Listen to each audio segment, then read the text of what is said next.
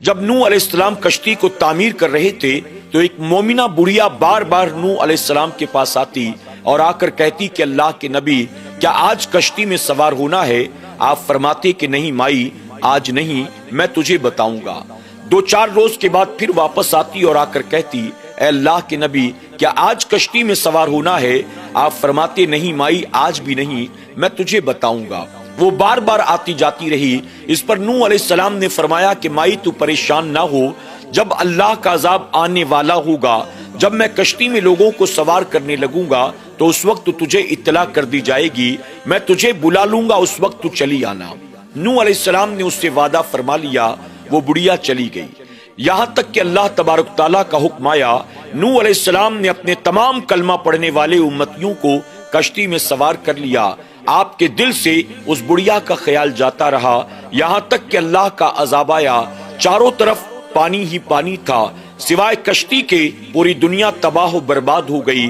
جب نوح علیہ السلام کی کشتی اللہ کے فضل و کرم سے 10 محرم الحرام کو یعنی عاشورہ کے دن جودی پہاڑ پر جا کر ٹھہری، نوح علیہ السلام اپنے امتیوں کے ساتھ کشتی سے باہر اترتے ہیں۔ اس کے بعد آپ نے زمین کا جائزہ لینا شروع کیا۔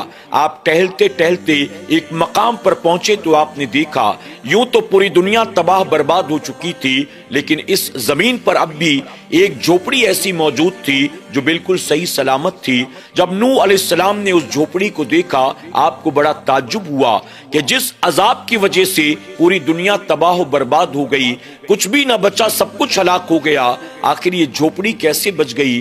آپ قریب گئے تو آپ نے جا کر دیکھا کہ اس جھوپڑی کے اندر وہی بڑھیا جو آپ کا کلمہ پڑھنے والی تھی، اللہ کی عبادت میں مصروف تھی۔ آپ نے اسے دیکھا تو آپ کو بڑا تعجب ہوا۔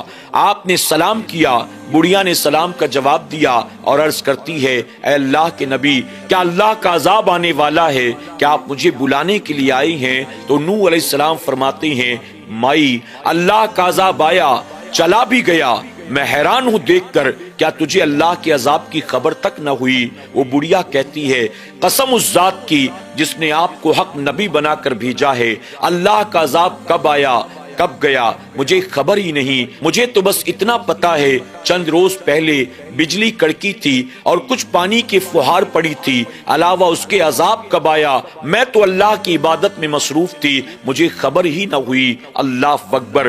نوح علیہ السلام جب سنتے ہیں تو حیران رہ جاتے ہیں۔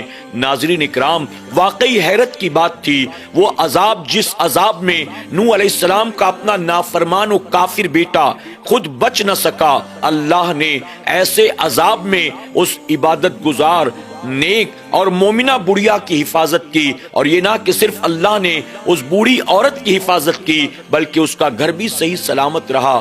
آخر وجہ کیا تھی؟ سب سے پہلی چیز تو یہ تھی وہ نوح علیہ السلام پر ایمان لا چکی تھی، دوسری چیز یہ تھی وہ نوح علیہ السلام کے بھروسے پر بیٹھی ہوئی تھی، اور تیسری چیز یہ تھی وہ نوح علیہ السلام کی اطاعت اور فرما برداری کرتی تھی، اور چوتھی چیز یہ تھی نوح علیہ السلام نے جس رب کا کلمہ پڑھا دیا تھا وہ عورت دن رات اسی رب کی عبادت میں مصروف رہتی تھی۔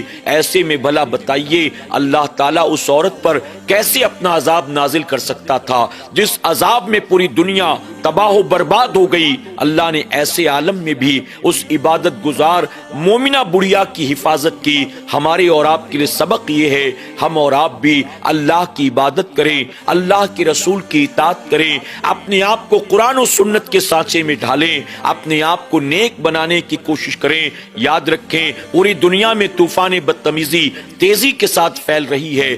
آج اسلام اور مسلمانوں کے خلاف نہ جانے کیسی کیسی سازشیں کی جا رہی ہیں۔ اگر چاہتے ہو اللہ ایسے دور میں بھی ہمیں عزت عطا کرے، اللہ کامیابی عطا فرمائے، اللہ ہمیں اپنا حفظ و امان عطا کرے، تو صرف ایک کام کرنا ہوگا، اللہ اور اس کے رسول پر ایمان لانے کے ساتھ ساتھ اللہ اور اس کے رسول کی اطاعت بھی کرنی پڑے گی، فرما برداری بھی کرنی پڑے گی، اپنے آپ کو اللہ رسول کی نافرمانی اور ناراضگی سے بچا کر ان کی رضا والے کام کر کے اپنی دنیا اور آخرت کو سنوارنے کی کوشش کرنی ہوگی۔ اللہ ہمیں اور آپ کو عمل کی توفیق عطا فرمائے، آمین یا رب العالمین۔